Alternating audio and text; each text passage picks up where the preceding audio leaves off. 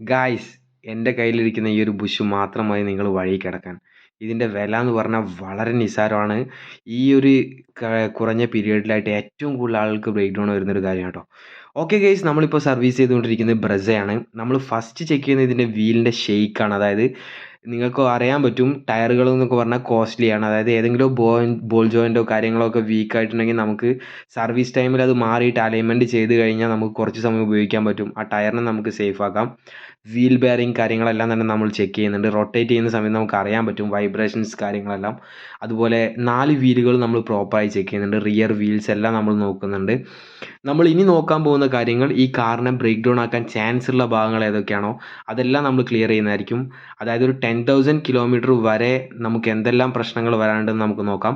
ഇപ്പോൾ നമ്മൾ കാണുന്നത് ബ്രേക്കാണ്, ഫ്രണ്ട് ബ്രേക്സ് ആട്ടോ. ഓക്കെ, നമുക്ക് ഈ ഒരു ഫ്രണ്ട് ബ്രേക്ക് പാഡ് കണ്ടാൽ അറിയാൻ പറ്റും. ഇത് ഒരുപാടൊന്നും തേയ്മാനം വന്നിട്ടില്ല. എന്തായാലും നമുക്കൊരു 10,000 ഒക്കെ നമുക്ക് ഓടിക്കാൻ പറ്റും. എന്തായാലും നമുക്ക് അടുത്ത സർവീസിൽ നമുക്ക് ഈ ഒരു ബ്രേക്ക് പാഡ് റീപ്ലേസ് ചെയ്യാം. ആ സമയം തന്നെ നമുക്ക് ഒന്നുകിൽ ഈ ഒരു ഫ്രണ്ട് റോട്ടർ റീപ്ലേസ് ചെയ്യാം, അല്ലെങ്കിൽ നമുക്കിതൊന്ന് പോളിഷ് ചെയ്തിട്ട് ഇടാൻ പറ്റും. ഇനി നമ്മൾ നോക്കുന്നത് ആക്സിലാണ്. നമുക്ക് ആക്സിൽ എന്തെങ്കിലും ക്രാക്കോ കാര്യങ്ങളോ ഒക്കെ ഉണ്ടെങ്കിൽ നമുക്കത് ഇപ്പോൾ തന്നെ നമുക്ക് പരിഹരിക്കാം. അതായത് നമുക്ക് ആ ബൂട്ടൊന്ന് ചേഞ്ച് ചെയ്ത ശേഷം അതൊന്ന് പരിഹരിച്ച് കഴിഞ്ഞാൽ ഒരുപാട് എക്സ്പെൻസ് കുറയ്ക്കാം. കൂളൻ്റ് എല്ലാം ഓക്കെയാണ്, കൂളൻ്റ് മാറേണ്ട ആവശ്യമില്ല, നോ പ്രോബ്ലം. അതുപോലെ നമ്മൾ ഈ നെക്സ്റ്റ് നോക്കാൻ പോകുന്നത് പറഞ്ഞാൽ എൻ്റെ കണ്ണിൽപ്പെട്ട ഒരു കാര്യമാണ്. നമ്മുടെ ഇൻ്റർകൂളറിൻ്റെ ടോപ്പ് സൈഡിലായിട്ട് ഒരു ലീക്ക് കാണുന്നുണ്ട് കേട്ടോ. ഓക്കെ, ഈ ടോപ്പ് സൈഡിൽ വരുന്ന ലീക്കിൻ്റെ ഒരു മെയിൻ ഇഷ്യൂ എന്താണെന്ന് വെച്ച് കഴിഞ്ഞാൽ എയർ ഫിൽറ്റർ ബ്ലോക്ക് ആവുന്നതാണെന്ന് ഞാൻ പറയുന്നുണ്ട് കേട്ടോ. ഓക്കെ, എയർ ഫിൽറ്റർ ബ്ലോക്ക് ആയി കഴിഞ്ഞാൽ ടോട്ടലി ആ ലൈനിൽ പ്രഷർ കൂടാൻ ചാൻസ് ഒരുപാട് കൂടുതലാണ്. ഹാൻഡ് ബ്രേക്ക് ഒരുപാട് ടോപ്പ് സൈഡിലേക്കാണ് കേട്ടോ. ഹാൻഡ് ബ്രേക്ക് നമ്മൾ പൊക്കുന്ന സമയത്ത് അറിയാൻ പറ്റും. ഈ ഹാൻഡ് ബ്രേക്ക് ഒരുപാട് മുകളിലേക്ക് പൊങ്ങി വരുന്നുണ്ടെങ്കിൽ ഉറപ്പായിട്ടുള്ള ഒരു കാര്യമാണ്, നിങ്ങളുടെ കാറിൻ്റെ റിയർ ബ്രേക്സിന് എന്തോ ഒരു പ്രശ്നം ഉണ്ടായിരിക്കും. അപ്പോൾ ആ ഒരു റിയർ ബ്രേക്സിൻ്റെ പ്രശ്നം നമുക്ക് ക്ലിയർ ചെയ്യണം. ഇത് അഴിച്ചെടുക്കാൻ പറ്റുന്നില്ല കേട്ടോ, കാരണം ഇത് നമ്മൾ റിമൂവ് ചെയ്യുന്ന ആ സ്ക്രൂ ഒക്കെ എല്ലാം ഡാമേജ് ആണ്. പക്ഷെ നമ്മൾ ഈ അഴിച്ച സമയത്ത് കണ്ട കാര്യമാണ്, ബ്രേക്ക് ഷൂ വളരെ ഡൗൺ. അതായത് അടുത്ത ഒരു ലോങ് ഡ്രൈവ് പോകുന്ന സമയത്ത് ഇതിൻ്റെ റിയർ ബ്രേക്ക് ഷൂ തീരുന്നതായിരിക്കും. തീർന്നു കഴിഞ്ഞാൽ പിന്നെ അറിയാൻ പറ്റും നമുക്ക് ഈ ഒരു വാഹനങ്ങളുടെയൊക്കെ പാർട്സ് എല്ലാ ഭാഗങ്ങളിലും അവൈലബിൾ ആയിക്കൊള്ളണമെന്നില്ല കേട്ടോ. നിങ്ങൾക്ക് ചിലപ്പോൾ ആൾട്ടോ അതുപോലെ 800 പോലെയുള്ള വണ്ടികളുടെയൊക്കെ പാർട്സ് എല്ലാ സ്ഥലങ്ങളിലും അവൈലബിൾ ആയിരിക്കും. അപ്പോൾ അതുകൊണ്ട് തന്നെ നമ്മളിത് റീപ്ലേസ് ചെയ്യാൻ വേണ്ടി പോവുകയാണ്. മാത്രമല്ല ഇത് നമുക്ക് ഡീപ്പായിട്ട് ക്ലീൻ ചെയ്യണം. ഇതിൻ്റെ അകത്ത് ഒരുപാട് ബ്രേക്ക് ഷൂവിൻ്റെ ഡസ്റ്റ് കാര്യങ്ങളൊക്കെ ഉണ്ട്. റിയർ വീൽ സിലിണ്ടറിന് ലീക്ക് കാര്യങ്ങളൊന്നും തന്നെയില്ല കേട്ടോ. നമുക്ക് ടി വി എസിൻ്റെ പാഡാണ് ഇതിൽ വരുന്നത്, ജെനുവിൻ പാഡ്. നമ്മൾ യൂസ് ചെയ്യുന്നതും ടി വി എസിൻ്റെ തന്നെ ജെനുവിൻ ആയിട്ടുള്ള ബ്രേക്ക് ഷൂ ആണ് കേട്ടോ. ഓക്കെ, ഞാൻ പാഡെന്ന് പറഞ്ഞത് സോറി, ബ്രേക്ക് ഷൂ. അപ്പോൾ നമ്മൾ ടി വി എസിൻ്റെ ബ്രേക്ക് ഷൂ ആണ് നമ്മൾ റിയർ റീപ്ലേസ് ചെയ്യുന്നത്. ഓക്കെ ഗൈസ്, അപ്പം ഈ ഒരു തിക്നെസ് നിങ്ങൾക്ക് കാണാൻ പറ്റും. അത് നമ്മൾ വെറുതെ ചേഞ്ച് ചെയ്യുന്നതല്ല, കാരണം മാക്സിമം ഉപയോഗിക്കാൻ പറ്റുന്ന പാർട്സുകൾ നമ്മൾ തീർച്ചയായിട്ടും യൂസ് ചെയ്യുന്നതായിരിക്കും. നമുക്ക് ഈ എൻജിൻ ഓയിൽ ഒന്ന് റീപ്ലേസ് ചെയ്യാം. നമ്മൾ യൂസ് ചെയ്യുന്നത് ഗുഡിയറിൻ്റെ ഓയിലാണ് 5W30. ഇതെന്ന് പറഞ്ഞാൽ SM+ ആണ് ഇതിൻ്റെ ഗ്രേഡ് വരുന്നത്. നല്ല ക്വാളിറ്റിയുള്ള ഓയിലാണ്. അപ്പോൾ നമ്മൾ ഈ ഒരു ഓയിൽ നമ്മൾ ഒഴിക്കുന്നുണ്ട്. ഈ ഒരു എൻജിൻ എന്ന് പറഞ്ഞാൽ ഓൾമോസ്റ്റ് ഒരു 1 lakhൻ്റെ അടുത്ത് വരെ ഓടിയ ഒരു എൻജിനാണ്. പക്ഷേ ഞാൻ പറയുന്ന ഒരു കാര്യം എന്താണെന്ന് വെച്ച് കഴിഞ്ഞാൽ ഇതിൻ്റെ എൻജിനെല്ലാം വളരെ നീറ്റ് ആൻഡ് ക്ലീൻ ആണ് കേട്ടോ. ഏകദേശം ഒരു 8,000 കിലോമീറ്റർ ഒക്കെ കൂടുന്ന സമയത്ത് മാറിപ്പോകുന്ന ഒരു ഓയിലാണ്. എന്തുകൊണ്ട് ഇതിൻ്റെ ഒരു ഫിൽറ്റർ മാറാൻ കുറച്ച് വൈകിപ്പോയി. എയർ ഫിൽറ്റർ വളരെ ബ്ലാക്ക് ആയിട്ടുണ്ട് എയർ ഫിൽറ്റർ. അതായത് എയർ ഫിൽറ്റർ വീണ്ടും വീണ്ടും ക്ലീൻ ചെയ്തിടുക എന്ന് പറഞ്ഞാൽ നല്ലൊരു കാര്യമല്ല. കാരണം ഇത് വലിയ കോസ്റ്റ്ലി ഒന്നുമല്ല, ജസ്റ്റ് ഒരു 400 അത്രയൊക്കെ വരുന്നുള്ളൂ കേട്ടോ. അപ്പോൾ നമ്മൾ ഈ ഒരു ഓയിൽ ചേഞ്ച് ഒക്കെ ചെയ്യുന്ന സമയത്ത് ഫിൽറ്റർ മാറിയിട്ടാൽ ബെറ്ററാണ്. അറ്റ്ലീസ്റ്റ് 2 തവണ ഓയിൽ മാറുമ്പോഴെങ്കിലും നമ്മൾ ഫിൽറ്റർ മാറണം. ക്യാബിൻ ഫിൽറ്റർ നമ്മൾ മാറുന്നുണ്ട്. ഇനി നമ്മൾ റീപ്ലേസ് ചെയ്യുന്നത് ബുഷാണ്. അതായത് ഇൻസൈഡ് ഗിയർ ലിവറിൻ്റെ നമ്മുടെ ആ നോബിൻ്റെ താഴെയായിട്ട് വരുന്ന ബുഷാണ് നമ്മൾ റീപ്ലേസ് ചെയ്യുന്നത്. ഈ ഇൻസൈഡിലെ ബുഷ് വലിയ രീതിയിൽ ഹാർഡായിട്ടില്ല. എന്നിരുന്നാലും നമ്മൾ പുതിയ ബുഷ് നമ്മൾ ഫിക്സ് ചെയ്യുന്നുണ്ട്. കാരണം ഈ ഒരു കാർ ഫസ്റ്റ് ടൈമാണ് നമ്മുടെ ഗ്യാരേജിലേക്ക് സർവീസിന് വേണ്ടി വരുന്നത്. അപ്പം നമുക്ക് ഏകദേശം ഒരു ഐഡിയ ഉണ്ടാവും നമ്മൾ ഏകദേശം എത്ര കിലോമീറ്ററിലാണ് ഈ ഒരു ബുഷ് നമ്മൾ റീപ്ലേസ് ചെയ്തതെന്നുള്ളത്. ഏകദേശം നമ്മൾ ഒരു 20,000 30,000 കിലോമീറ്റർ കൂടുമ്പോഴേ ഈ ബുഷ് റീപ്ലേസ് ചെയ്തിട്ടാൽ വളരെ ബെറ്ററാണ്. ഇപ്പോൾ നമ്മൾ ഫ്രണ്ടിലെ ബുഷ് നിങ്ങൾ ആദ്യം തന്നെ കണ്ടു കാണും വീഡിയോയുടെ. ഫ്രണ്ടിലെ ബുഷ് ഞാൻ ചെക്ക് ചെയ്ത സമയത്ത് ഫ്രണ്ടിലെ ബുഷ് വളരെ മോശമായിട്ടാണ് കണ്ടത് കേട്ടോ.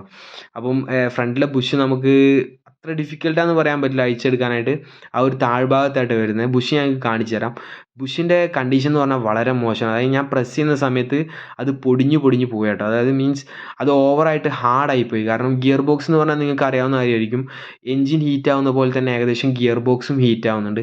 ആ ഒരു സമയത്തൊക്കെ ഈ ഒരു റബ്ബറിൻ്റെ ബുഷുകൾക്ക് ചെറിയ രീതിയിൽ ഡാമേജ് വരുന്നുണ്ട്. ഓക്കെ, ഇപ്പോൾ നമ്മൾ ലേറ്റസ്റ്റ് ആയിട്ടുള്ള മോഡലുകൾ എടുക്കുകയാണെങ്കിൽ ഇപ്പം ഗിയർ ബോക്സിൻ്റെ കേബിൾ കാര്യങ്ങളൊക്കെ അവർ കുറച്ചുകൂടെ അപ്ഡേറ്റഡ് ആയിട്ടാണ് ഇറക്കുന്നത്. കാരണം ഈ ഒരു പ്രോബ്ലം ഉള്ളത് കൊണ്ടായിരിക്കാം മേ ബി അങ്ങനെ ചെയ്യുന്നത്. എന്തായാലും അത് നല്ലൊരു കാര്യമാണ്. പക്ഷേ കുഴപ്പമില്ല, നമ്മൾ ഈ ഒരു കാര്യം നിങ്ങൾ മാരുതി യൂസേഴ്സ് ആണെങ്കിൽ തീർച്ചയായിട്ടും ശ്രദ്ധിക്കണം. അതായത് ആൾട്ടോയിൽ മുതൽ എല്ലാ വാഹനങ്ങളിലും, ആൾട്ടോ കേട്ടൻ മുതലുള്ള എല്ലാ വാഹനങ്ങളിലും ഈ ഒരു ബുഷ് വരുന്നുണ്ട്. കെ സീരീസ് എഞ്ചിനുകളുടെ എല്ലാം ഇത് മാറിയിടാൻ പ്രത്യേകം ശ്രദ്ധിക്കണം. എസ്പെഷ്യലി നമ്മൾ ലോങ് ഡ്രൈവ് ഒക്കെ പോകുന്ന സമയത്താണെങ്കിൽ ഞാൻ പ്രത്യേകം പറയേണ്ട കാര്യമില്ലല്ലോ. ഇപ്പോൾ നമ്മുടെ ഗ്യാരേജിൽ നമ്മൾ ഇതെല്ലാം ബൾക്കായിട്ടാണ് സൂക്ഷിക്കുന്നത്. കാരണം ഏകദേശം പറയുകയാണെങ്കിൽ ഒരു അറ്റ്ലീസ്റ്റ് ഈ ഒരു കംപ്ലൈൻറ്റ് വരാത്ത ദിവസങ്ങൾ നമുക്ക് കുറവാണ്. കാരണം അധിക ദിവസങ്ങളിലും ഓരോ കാറുകളൊക്കെ ബ്രേക്ക് ഡൗൺ ആയിട്ടൊക്കെ ഇരിക്കാറുണ്ട്.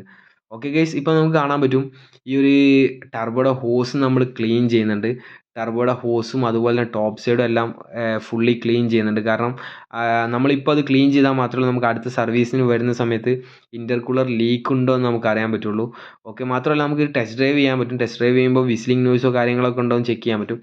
ഇപ്പോൾ നമ്മൾ കോൾഡ് സ്റ്റാർട്ടാണ്, അതായത് നമ്മൾ മോർണിംഗ് ആണ് സ്റ്റാർട്ട് ചെയ്തത്. വളരെ മൈന്യൂട്ട് ആയിട്ടുള്ള രീതിയിലുള്ള ഒരു സ്മോക്ക്, അതായത് വൈറ്റ് സ്മോക്കോ കാര്യങ്ങളൊന്നുമില്ല, വളരെ മൈന്യൂട്ട് ആയിട്ടുള്ളൊരു സ്മോക്ക് മാത്രമേ ഉള്ളൂ. എൻജിൻ പെർഫെക്റ്റ് ആണ്. നമ്മൾ യൂസ് ചെയ്യുന്നത് മാരുതിയുടെ ജെനുവിൻ ബ്രേക്ക് ഫ്ലൂയിഡാണ് നമ്മൾ യൂസ് ചെയ്യുന്നത്. ഓക്കെ, ബ്രേക്ക് ഫ്ലൂയിഡ് കുറഞ്ഞു കഴിഞ്ഞാൽ എപ്പോഴും ശ്രദ്ധിക്കേണ്ട ഒരു കാര്യം എന്ന് പറഞ്ഞാൽ ഗിയർ ബോക്സിൻ്റെ താഴ്ഭാഗമാണ്. ഈ ഗിയർ ബോക്സിൻ്റെ താഴ്ഭാഗത്തൂടെ ലീക്ക് വരുന്നുണ്ടെന്നുണ്ടെങ്കിൽ നിങ്ങൾ തീർച്ചയായിട്ടും ക്ലച്ച് നിങ്ങൾ ചേഞ്ച് ചെയ്യേണ്ടതാണ് കേട്ടോ. ഓക്കെ ഗൈസ്, അപ്പോൾ നമ്മൾ ടെസ്റ്റ് ഡ്രൈവിലാണുള്ളത്. ഈ ബാക്ക് സൈഡിൽ നിന്നായിട്ടൊരു ചെറിയ നോയ്സ് വരുന്നുണ്ട്. ആ ടെസ്റ്റ് ഡ്രൈവ് ചെയ്യുന്ന സമയത്ത് സത്യം പറഞ്ഞാൽ നമുക്കൊരു സാറ്റിസ്ഫാക്ഷൻ കിട്ടുന്നില്ല. ഈ ഒരു ചെറിയ ബോട്ടിൽ അവിടെ കിടന്ന് അടിക്കുന്നുണ്ടായിരുന്നു കേട്ടോ. അപ്പോൾ നമ്മൾ ടെസ്റ്റ് ഡ്രൈവ് ചെയ്യുന്നുണ്ട്. ഓൾ ടെറൈൻസിൽ നമ്മൾ ടെസ്റ്റ് ഡ്രൈവ് ചെയ്യുന്നുണ്ട്. അതായത് ഗട്ടറിലൂടെ ടെസ്റ്റ് ഡ്രൈവ് ചെയ്യുന്നുണ്ട്. അതുപോലെ തന്നെ നമ്മൾ മെയിൻ റോഡ്, ഹൈവേ എല്ലാ ഭാഗങ്ങളിലൂടെയും നമ്മൾ ഓടിക്കുന്നുണ്ടായിരിക്കും. ഇപ്പോൾ നമ്മൾ ഉള്ളത് നല്ലൊരു ഇറക്കത്തിലാണ്. അപ്പോൾ നമുക്ക് ഹാൻഡ് ബ്രേക്ക് ഒന്ന് ടെസ്റ്റ് ചെയ്യണം. ഓക്കെ, ഞാൻ ജസ്റ്റ് ഒരു 3-4 ലോക്ക് പൊക്കിയ സമയത്ത് തന്നെ നല്ല രീതിയിൽ ടൈറ്റ് ആയിട്ടുണ്ട്. ഇപ്പോൾ ഞാൻ ആ ഇറക്കത്തിലാണ് നമ്മുടെ കാർ നിൽക്കുന്നത്. ഇപ്പോൾ ഞാൻ ബ്രേക്ക് പെഡലൊന്നും പ്രസ് ചെയ്യുന്നില്ല. അപ്പോൾ നമുക്ക് നമ്മുടെ റിയർ ബ്രേക്ക് ഷൂ ഫിക്സിങ് പ്രോപ്പറാണെന്ന് നമുക്ക് പറയാൻ പറ്റും. നമുക്കിനി നെക്സ്റ്റ് ചെയ്യാനുള്ള കാര്യം എന്ന് പറഞ്ഞു കഴിഞ്ഞാൽ നമുക്ക് ഗ്യാരേജിലേക്ക് ചെന്ന ശേഷം ഒന്നുകൂടെ നമുക്കിത് ഇൻസ്പെക്ഷൻ ചെയ്യണം. അതായത് ഏതെങ്കിലും രീതിയിലുള്ള ഓയിൽ ലീക്കോ കാര്യങ്ങളോ എന്നുള്ളത് നോക്കണം. അതുപോലെ തന്നെ ഏറ്റവും ഇമ്പോർട്ടൻ്റ് ആയിട്ടുള്ള കാര്യമാണ് ഇതിൻ്റെ തെർമോസ്റ്റാറ്റ്. കാരണം ഈയിടെയായിട്ട് വളരെ കൂടുതൽ കംപ്ലയിൻറ്റ്സ് ഉണ്ട് കേട്ടോ. അപ്പം നമ്മൾ സർവീസിന് വരുന്ന സമയത്ത് ഇതിൻ്റെ തെർമോസ്റ്റാറ്റ് കറക്റ്റ് സമയങ്ങളിൽ ഓപ്പൺ ആവുന്നുണ്ടോ, അതുപോലെ തന്നെ ഇതിൻ്റെ ഫാനിൻ്റെ ഡ്യൂട്ടി സൈക്കിളെല്ലാം കറക്റ്റ് ആണെന്നെല്ലാം നമ്മൾ സ്കാൻ ടൂൾ ഉപയോഗിച്ച് ചെക്ക് ചെയ്യുന്നുണ്ട്. നമ്മൾ കോഡ്രാജറ്റ് എൻജിൻസിനെല്ലാം ചെക്ക് ചെയ്യുന്നുണ്ട്. ഇപ്പോൾ നമ്മൾ വീൽ ടെമ്പറേച്ചർ ചെക്ക് ചെയ്യുന്നുണ്ട്. അതായത് നമ്മൾ ഈ ഒരു ബ്രേക്സിൻ്റെ വർക്കെല്ലാം കഴിഞ്ഞുകൊണ്ട് തന്നെ ഏതെങ്കിലും വീലോ കാര്യങ്ങളോ ജാമുണ്ടോ, ഏതെങ്കിലും ഡിസ്ക് ഓവറായിട്ട് ഹീറ്റ് ആവുന്നുണ്ടോ എന്നെല്ലാം നമ്മൾ പ്രോപ്പറായിട്ട് ചെക്ക് ചെയ്യുന്നുണ്ട്. നമ്മൾ ഓൾമോസ്റ്റ് എല്ലാ കാറുകളിലും ഈ ഒരു സെയിം മെത്തേഡായിട്ടോ നമ്മൾ യൂസ് ചെയ്യുന്നത്. Okay guys, thank you for watching.